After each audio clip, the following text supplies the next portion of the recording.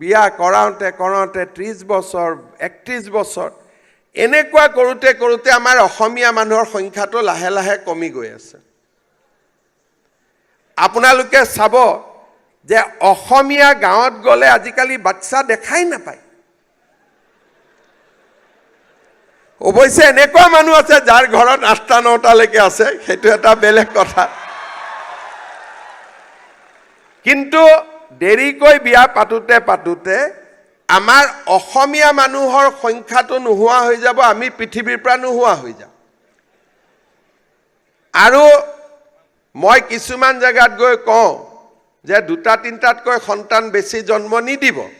এতিয়া অসমীয়া মানুহক ক'বলগীয়া হৈছে, ভাই বিয়া পাতিছ যদি সন্তানটোতো জন্ম দে, কমচে কম এটা। 2টালৈকেতো জন্ম দিব লাগে। নাই দাদা বৰ দিগদাৰ লাগে, ভয় লাগে, কি কৰোঁ, ল'ৰাটো জন্ম হ'লে কেনেকৈ খুৱাম, সেই ইমান চিন্তা কৰি থাকিলেতো নহ'ব। আমাৰ অসমীয়া মানুহৰ সঁচ থাকিব লাগিবনে নাই? আৰু ধুবুৰী মানকাছাৰত গ'লে বাচ্চাই বাচ্চা। তেতিয়া ধুবুৰী মানকাছাৰত গ'লে বাচ্চাই বাচ্চা। তেতিয়া মই ভাবোঁ যে 20-30 বছৰ পিছতো অসমীয়া মানুহবোৰ নোহোৱা হৈ যাব। আৰু এই কথাখিনি আপোনালোকে নিজেও এবাৰ চিন্তা কৰিব যে যদি মোৰ দেউতাৰ 2জন আছিল, মই যদি 2জন নকৰোঁ, চাইকেলটো কেনেকৈ থাকিব? আমাৰ লাহে লাহে অসমীয়া মানুহৰ সংখ্যা নোহোৱা হৈ গৈ আছে। আৰু আমি নিজৰ জাগাতে এদিন সংখ্যালঘিষ্ঠ হৈ যাম। এইখিনি নকলোহেঁতেন, জয় অসমটো কোৱাৰ কাৰণে মোৰ ভাবিলোঁ যে কেনেকৈ জয় অসম হ'ব পাৰে, মই এইটো বুজাই দিলোঁ। এতিয়া কিছুমান জাগাত আমি কাম কৰিবৰ কাৰণে বেলেগ জাগাৰ পৰা মানুহ আনিছোঁ। যদি কাম কৰা ল'ৰা ছোৱালী নাথাকে আনিবতো লাগিবই। আৰু তেওঁলোকে লাহে লাহে সংখ্যাগৰিষ্ঠ হ'ব, আমি সংখ্যালঘিষ্ঠ হ'ম।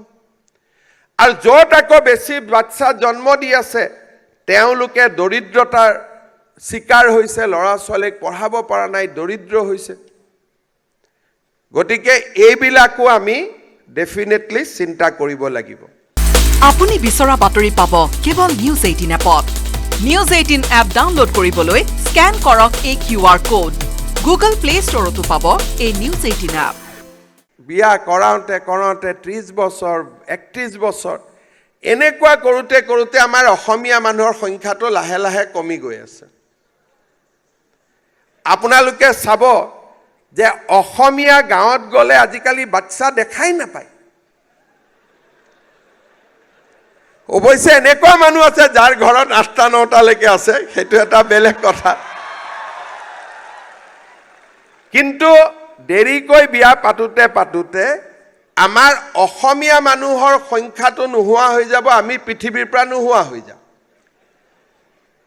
আৰু মই কিছুমান জেগাত গৈ কওঁ যে 2-3টাতকৈ সন্তান বেছি জন্ম নিদিব। এতিয়া অসমীয়া মানুহক ক'বলগীয়া হৈছে, ভাই বিয়া পাতিছ যদি সন্তানটোতো জন্ম দে, কমচে কম এটা। 2টালৈকেতো জন্ম দিব লাগে। নাই দাদা বৰ দিগদাৰ লাগে, ভয় লাগে, কি কৰোঁ, ল'ৰাটো জন্ম হ'লে কেনেকৈ খুৱাম, সেই ইমান চিন্তা কৰি থাকিলেতো নহ'ব। আমাৰ অসমীয়া মানুহৰ সঁচ থাকিব লাগিবনে নাই? আৰু ধুবুৰী মানকাছাৰত গ'লে বাচ্চাই বাচ্চা। তেতিয়া ধুবুৰী মানকাছাৰত গ'লে বাচ্চাই বাচ্চা। তেতিয়া মই ভাবোঁ যে 20-30 বছৰ পিছতো অসমীয়া মানুহবোৰ নোহোৱা হৈ যাব। আৰু এই কথাখিনি আপোনালোকে নিজেও এবাৰ চিন্তা কৰিব যে যদি মোৰ দেউতাৰ 2জন আছিল, মই যদি 2জন নকৰোঁ, চাইকেলটো কেনেকৈ থাকিব? আমাৰ লাহে লাহে অসমীয়া মানুহৰ সংখ্যা নোহোৱা হৈ গৈ আছে। আৰু আমি নিজৰ জাগাতে এদিন সংখ্যালঘিষ্ঠ হৈ যাম। এইখিনি নকলোহেঁতেন, জয় অসমটো কোৱাৰ কাৰণে মোৰ ভাবিলোঁ যে কেনেকৈ জয় অসম হ'ব পাৰে, মই এইটো বুজাই দিলোঁ।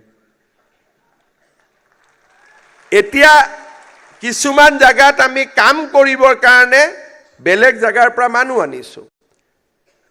যদি কাম কৰা ল'ৰা ছোৱালী নাথাকে আনিবতো লাগিবই। আৰু তেওঁলোকে লাহে লাহে সংখ্যাগৰিষ্ঠ হ'ব, আমি সংখ্যালঘিষ্ঠ হ'ম। আৰু য'ত আকৌ বেছি বাচ্চা জন্ম দি আছে তেওঁলোকে দৰিদ্ৰতাৰ চিকাৰ হৈছে, ল'ৰা ছোৱালীক পঢ়াব পৰা নাই, দৰিদ্ৰ হৈছে। গতিকে এইবিলাকো আমি ডেফিনেটলি চিন্তা কৰিব লাগিব। আপুনি বিচৰা বাতৰি পাব কেৱল নিউজ 18 এপত। নিউজ 18 এপ ডাউনলোড কৰিবলৈ স্কেন কৰক এই QR কোড। গুগল প্লে ষ্টৰতো পাব এই নিউজ 18 এপ।